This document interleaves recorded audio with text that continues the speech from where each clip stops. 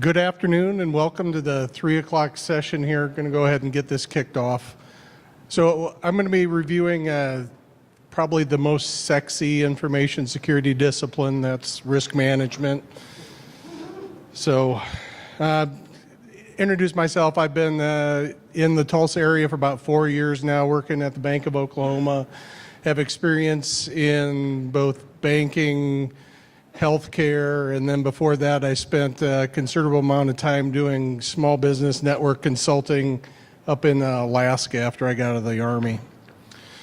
So I'm going to go into the first slide here and just do a little bit of discussion on risk-based decisions, how you make decisions, and whether they are going to be strategic or tactical decisions that you make based on risk outcomes.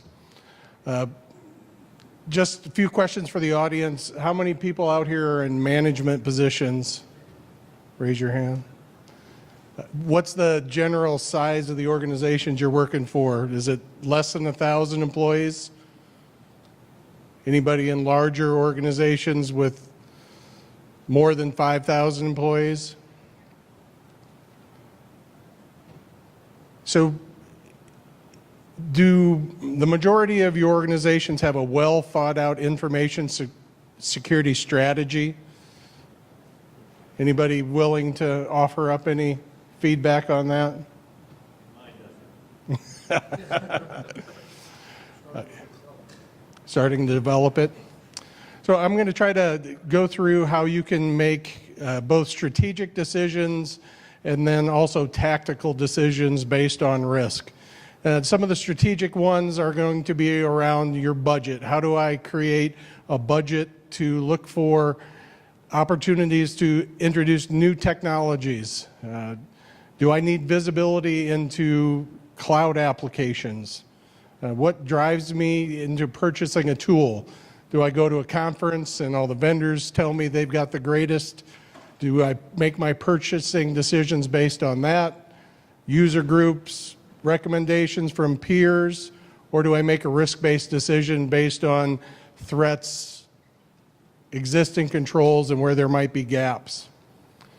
The more tactical decisions come in place when you give an asset a risk score. Based on that asset risk score, do I need a pen test? Is this an internet-facing application? Does it have critical data? Do I need to have either internal or external penetration tests done? Do I need to implement multi-factor authentication? Do we need to have access reviews for this application based on some risk interval? Or if this is an engagement with a vendor, do I need to do due diligence on that vendor? So those are some of the tactical questions that you can answer based on the risk.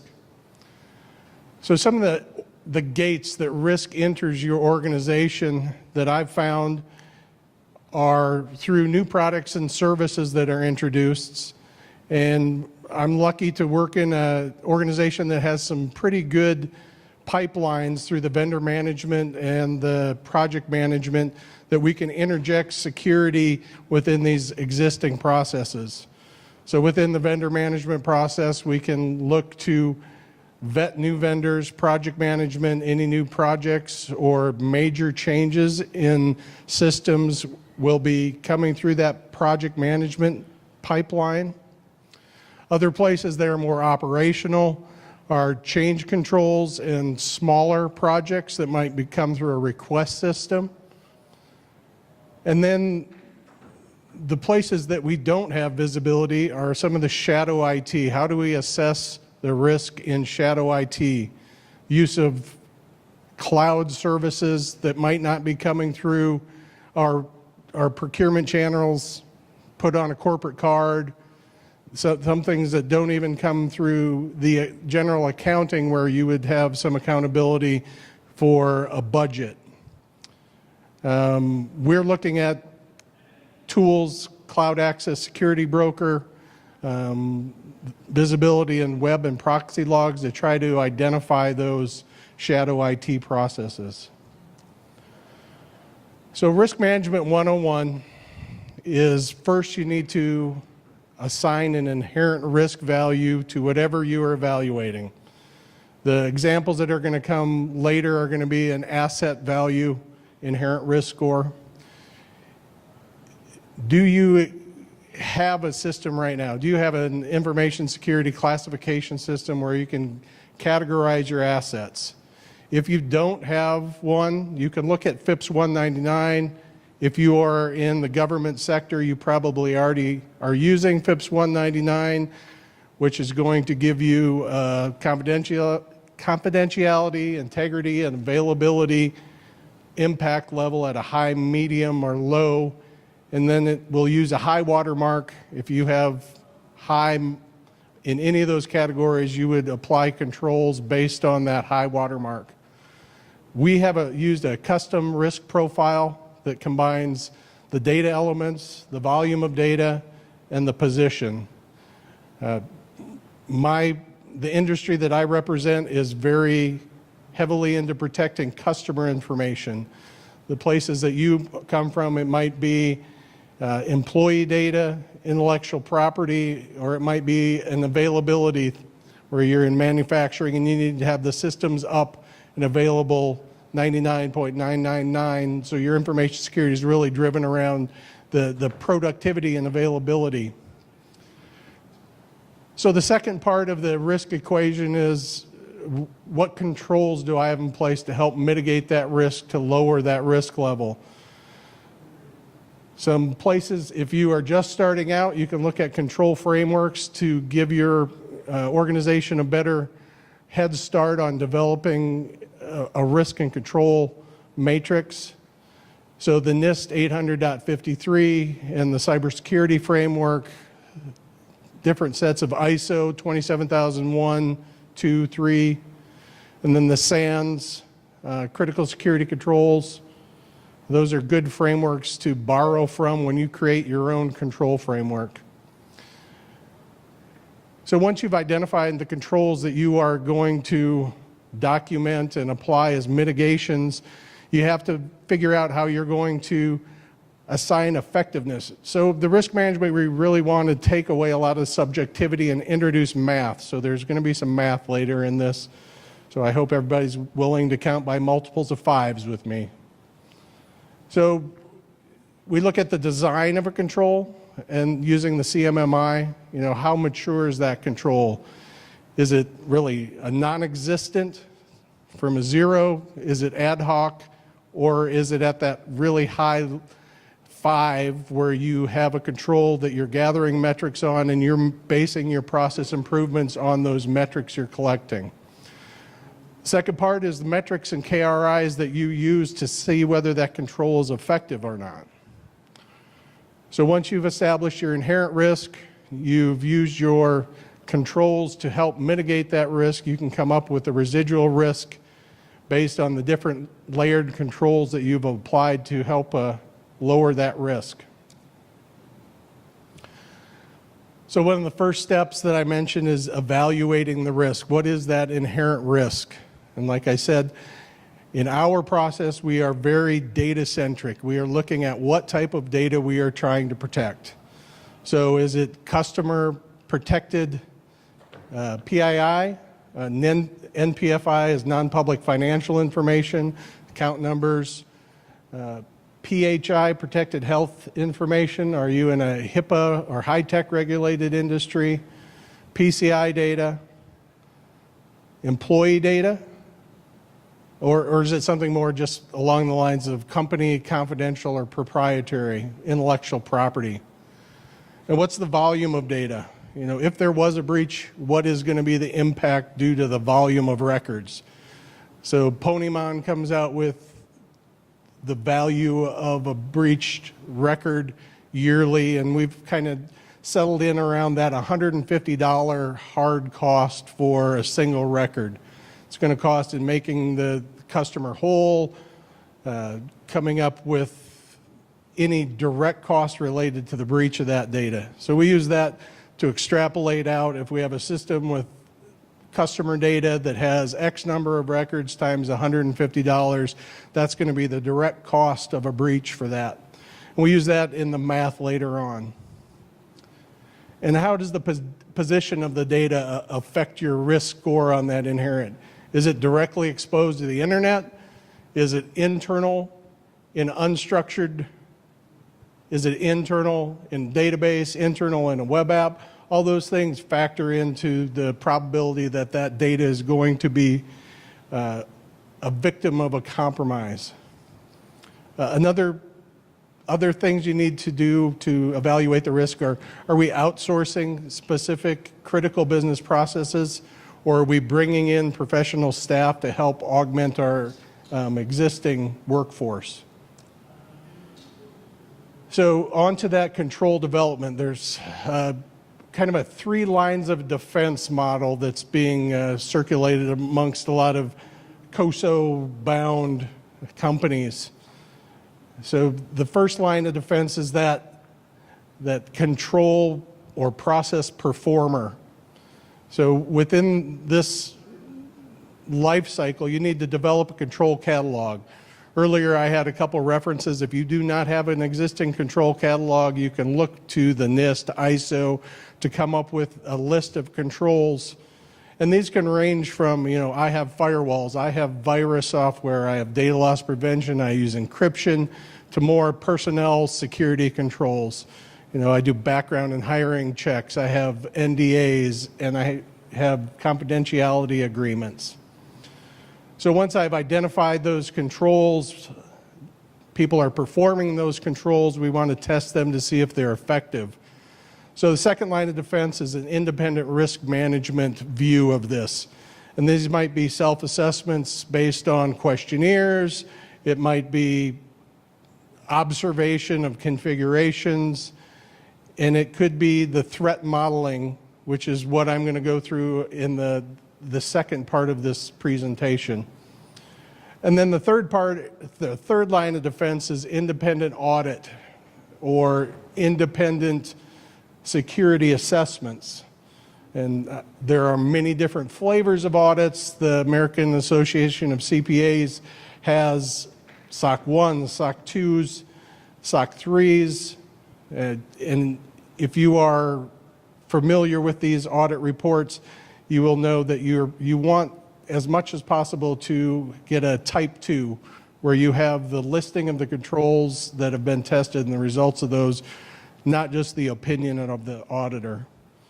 Other independent audits and certifications are the PCI DSS, the ISO 27000 series of certifications, and then individual pen test results. So it could be an application pen test, a network pen test, anything that you can use to help validate the effectiveness of the controls that you have designed. So that human element that I brought in a little bit on that last slide, the personnel security controls, some of the things that you need to make sure are in place both at your organization, or if you are outsourcing or bringing in staff augmentation. Go through that onboarding process. Is your company or the company that you're relying on for staffing doing proper background checks, credit checks, drug tests? Is it just a one-time occurrence before hire, or are they done throughout the term of employment? Are they done at different levels for people that have access to different levels of information? What are the termination procedures? How fast can we remove access once somebody has left the company? Is there a privacy policy that you distribute and have people adhere to and attest to, either through signing something through a physical signature or an electronic attestation? And then what's the security awareness and training policy and curriculum? Are you properly training your people to identify risks? And are they able to act as that human firewall, that human shield?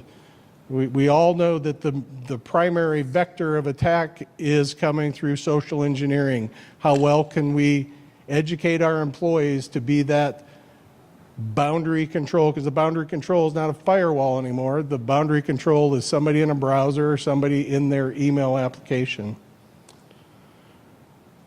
So once we've gone through and we found risk, we've mitigated it to the best of our ability, so these are the different risk treatment options.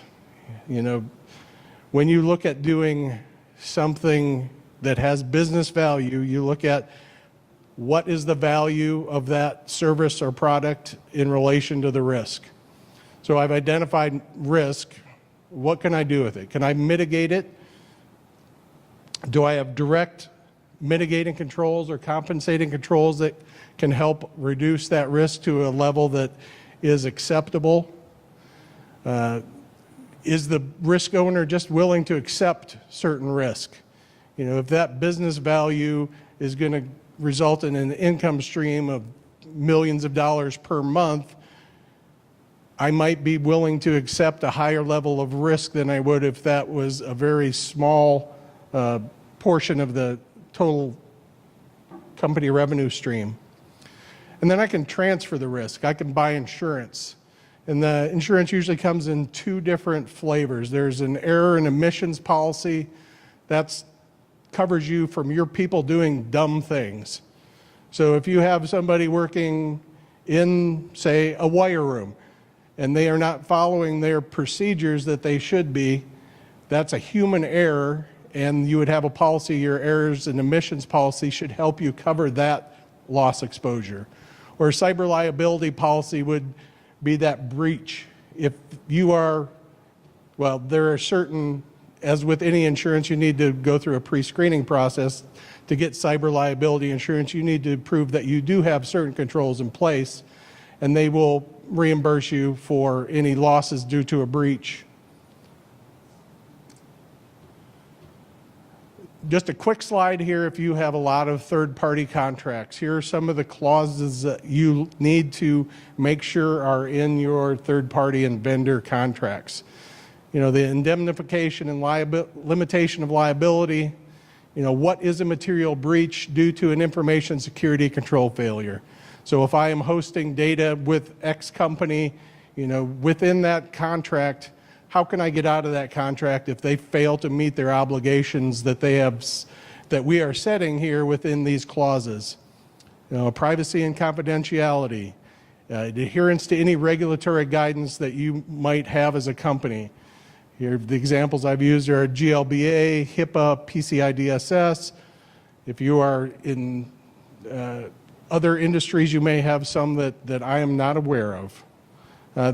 Clause for incident response and data breach notification. So if there is a breach, when are they going to notify? Who are they going to notify? Get that in the contract. Business continuity, you want to make sure that you are guaranteed an RTO and an RPO within the contract. A right to audit. You say you're going to do all these good things. I've gone through the due diligence. Do I have the right to audit? Are you going to give me that independent audit report, the penetration test results, or can I come do an on-site audit? And then the contract term and auto renewal, make sure that you look, how far in advance do I need to terminate this contract? Is it 90 days? Is it auto renew at 180 days? Make sure that you have that on some type of tickler. And then contract exit. How do I get my data back? What are you going to do with that data in your systems? If you're replicating it to 5 different data centers, make sure you get a contract clause that say they will destroy that data after the contract is exited.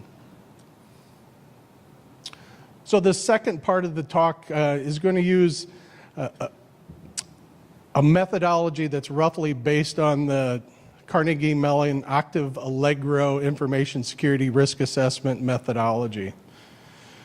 So this is an asset-focused risk assessment, and it's best conducted in a workshop style.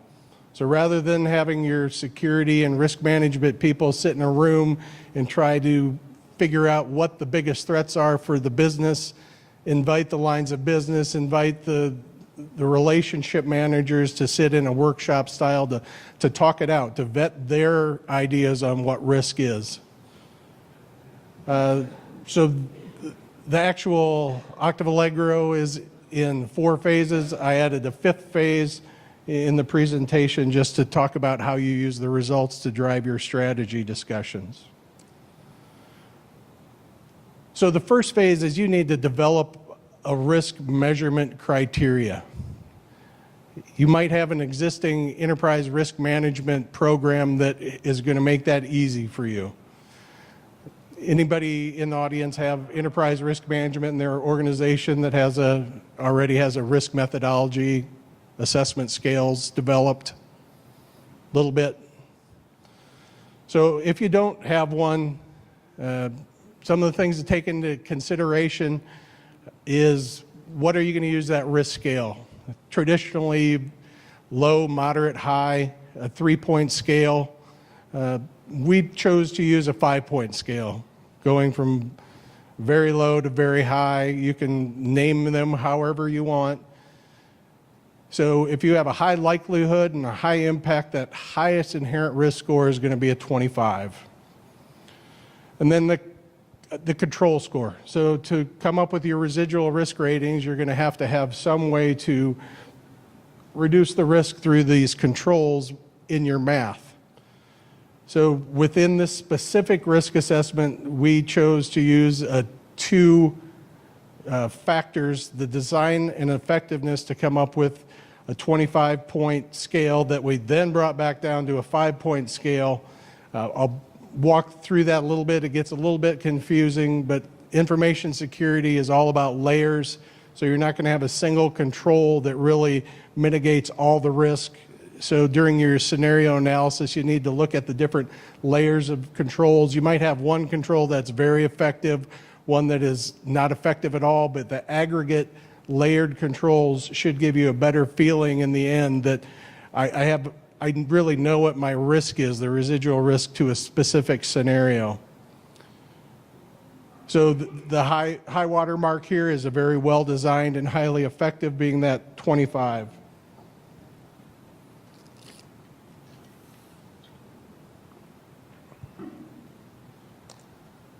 So this is very small type. Kind of wanted to obfuscate some of the details here. Trade secrets, probably get fired, but. So this is the impact in likelihood scales here. So come up with some numeric equivalence. So in the examples of high here, we have examples that are in different enterprise risk categories. So you might have a reputational impact, you might have a financial impact, you might have a productivity or availability impact, and different descriptions of those in the different categories. And then your likelihood, from almost certain to rare, based on, this is your scale. A rare could be happens every 10 years. There's really no actuarial tables that are going to tell you how to build an information security risk model. So a lot of this is subjective and needs to be tailored to your organization. So once you have your risk measurement, you need to classify and categorize your assets. So I've used an example here of a form that we have that goes through and lists the possible data elements within an application, database, data set, and then it applies some probability and then volumetric multipliers on here. So if I have 130,000 records, I've already said that's $150 per record. That's going to give me a high risk. What type of data is it? Is it employee data? Is it your employee data? Is it a subset of the data that is your very high net worth customers? Those are all going to be multipliers to this formula. And then what's the access vector? Is it internal, external, web facing? Does it move money? In our particular scenarios, that really is weighted heavier than other systems. And then based on the answers to these, you can assign attributes to that asset. Is it GLBA, PCI, HIPAA? Is it part of our SOX audit? Is it in scope for any SOC 1s that we're doing? So that is how we manually, through an Excel process and an interview process, assign asset values. So the next phase in the Octave model is to identify your threats. And we've taken this a little bit more granular than some people have and break it down into the threat actor, threat vector, motivation, and some just discussions on the tools and tactics that might be used in these scenarios. So that threat actors range, from your cyber criminal to a malicious or a negligent insider. And we took the opportunity to expand on the accidental insider, somebody that's not doing things on purpose, but they might have a pattern of behavior that leads from being an accidental to a negligent.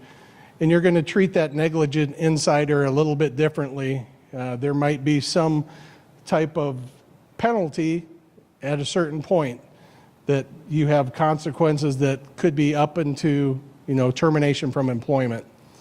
A malicious insider, somebody that has one of these motivations on the right-hand side there. I either want financial gain, I'm just disgruntled, I want revenge, I want to destroy things before I leave. State-sponsored hackers, some industries and verticals are much more targeted by state-sponsored actors. I know a lot of people that are here from the energy sector are well aware of those threats. Hacktivists, somebody that just wants to make a statement. Recreational hackers, somebody that's looking for ego, notoriety, praise, out of curiosity or fun. And then what's that threat vector? So we're trying to come up with a threat scenario so then we can go through in the next step and assign layered controls to each piece of this threat. So the threat vector is it going to be delivered through email, a compromised website, watering hole? Is it going to be a direct attack on our company-facing websites? Is it going to be attack on a business partner in a hosted application? Is it going to be mobile device? Is it going to come through removable media? Somebody able to come through, put a USB device in a public area in your organization, somebody just out of curiosity is going to pick it up and plug it in. A vendor network, unauthorized device. Can somebody walk into one of your locations and plug in a device? It could be a little tiny Raspberry Pi or a wireless Wi-Fi Pineapple, something that could be used then to pivot into a more elaborate attack just by putting an unauthorized device on your network. So once you've identified, okay, these are my assets, this is my asset profile, these are the threats, let's go through and run through some scenarios on the most likely threats for each asset. So you choose a threat scenario, and then you identify, what vulnerability is that threat taking advantage of? Is it a people or a process vulnerability? Is it a technical vulnerability, a configuration, a patching issue? And then we apply the controls. What controls do we have that are going to mitigate that specific threat? And if you really want to, expand upon this, look at the controls from the kill chain or the security onion level. Are my controls very close to the data? Are they access controls right next to the data? Are they boundary controls that would prevent the initial stages of an attack? Are they virus filtering at the email level that's even going to prevent some weaponization through that kill chain? So once you've applied all these controls, you can calculate a residual risk score. You can write your report, address any gaps and findings, and then you need to create a risk remediation or action plan to address the gaps. So the Octave Allegro, that Cert methodology, if you register, they will send you all the information on it. We've built some worksheets out of some of their examples. So these are Excel screenshots of the worksheets that we've used in our scenario analysis. So the first thing you want to do is, what is the information asset I'm trying to protect? So in this example, I used just an e-commerce website. So that this is something publicly available. The threat actor is most likely going to come from outside the organization. We're going to run that scenario here.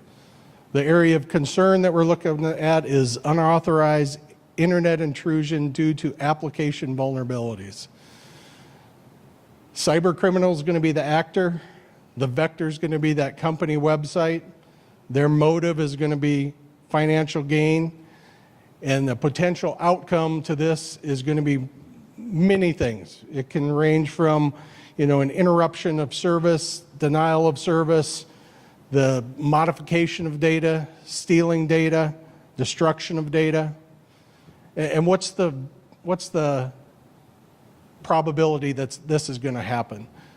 So something you need to keep in mind when you are looking at inherent risk, the probability is without any controls. So you're creating an inherent risk number based on, I have no controls, and then you're going to eat away at that based on your controls.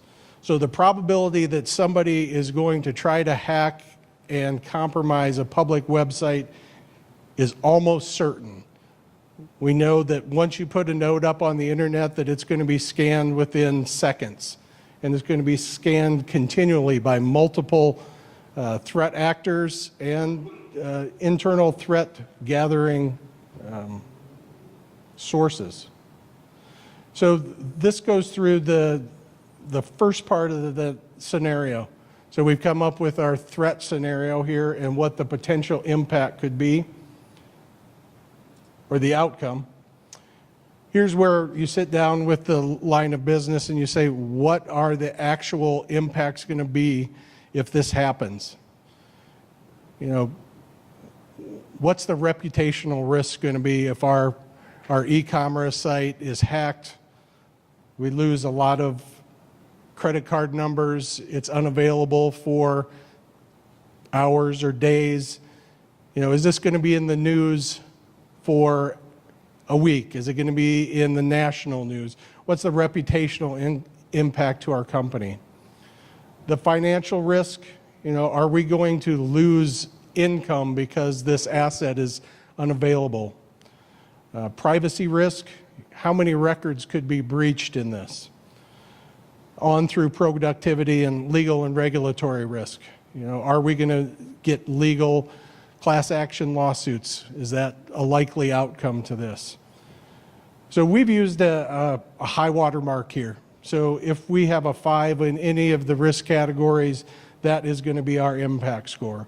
So we saw above, in the section above, that we have an almost certain probability of 5, an impact of 5. So we are at that very high portion of our inherent risk. We're at a 25. So then we go through and look at what are the different controls that we can have in place to protect that system data.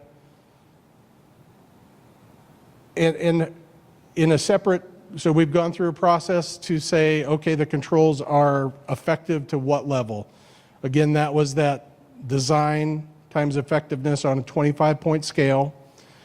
And here we have subjectively chosen in our methodology that a good baseline is 4 layered controls. So 100 is a very good score. So if you have 4 layered controls at 25 each, you're going to come up with 100, and you should have, you're never going to have a net zero residual risk. There's always risk, but in the representation, that's the best you can do. So if you would look at it in, that security onion or kill chain, we've got boundary protections, we've got firewalls, we've got IDS, IPS. As you get closer to the data or at the application level, we've got passwords that protect that application. We've got monitoring controls in place to identify any anomalies. The security information system, we're actually acting on those. We're not just logging. We have correlative events, and we are creating incidents out of that. If we do find an incident, how can we minimize the impact? Okay, we've got network controls that would allow us to segment that system off so it cannot become a pivot point. And you can see in the scoring here, some of these are highly mature and effective, and some of them are not highly effective. So we came up with a 92 here. So if you go through another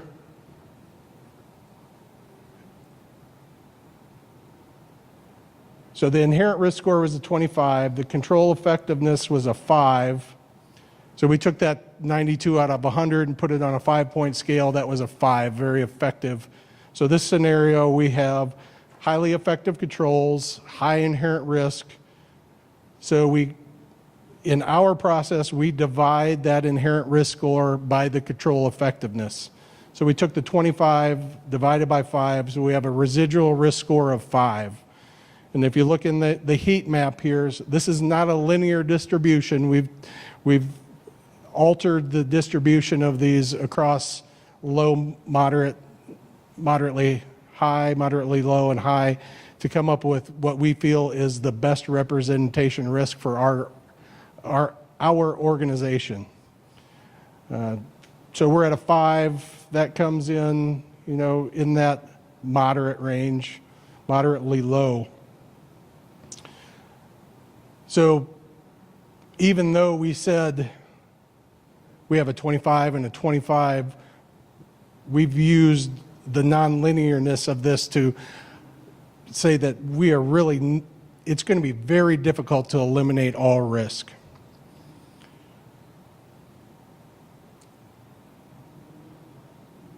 So really the last phase of this is, what do you do when you do find gaps, when you do find that you have certain scenarios where the same vulnerability is being used in each one of the vulnerabilities, whether it's a social engineering where the employee is the weak factor. How do you address those gaps? Is it something that can be addressed through technology? How do you change your strategy? Are you going to buy a new tool? Are you going to educate your employees better? What is the most appropriate control to apply based on your risk assessment? So you read in all the books about creating an information security program that it should be based on your risk assessment.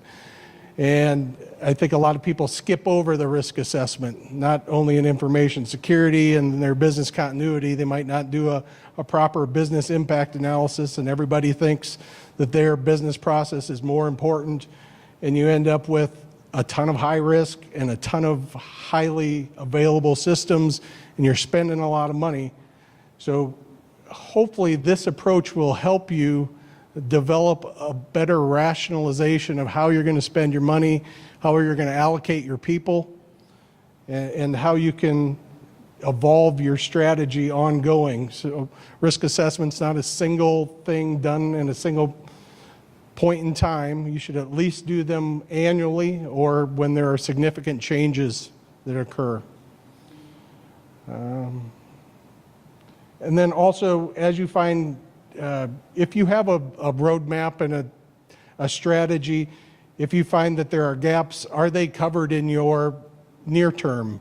Is it on your 1-year roadmap, your 2-year roadmap, or is it something that I need to fit into a budget cycle for, where am I at in my budget cycle?